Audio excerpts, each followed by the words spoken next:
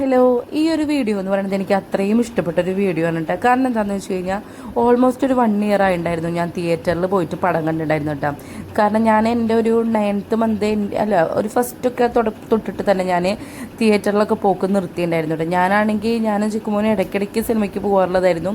അപ്പം ഞാൻ വിചാരിച്ചു ഇനി ഉണ്ണിയുടെ ബർത്ത്ഡേ ഒക്കെ കഴിഞ്ഞിട്ട് പോകാമെന്ന്. പിന്നെ എൻ്റെ വീട്ടുകാർ പറഞ്ഞു നമുക്ക് ഹൃദയപൂർവ്വം കാണാൻ പോവാം. ഞാനിപ്പോൾ എല്ലാവരും 6 മാസമൊക്കെ ആകുമ്പോൾ കുട്ടികളെ കൊണ്ട് പോകുന്നുണ്ട്.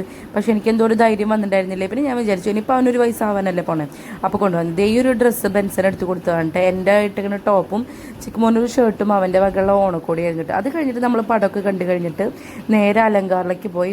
ആംബിയൻസ് എന്ന് പറഞ്ഞാൽ രക്ഷയില്ലാത്തൊരു ആംബിയൻസ് ആണ് കേട്ടോ.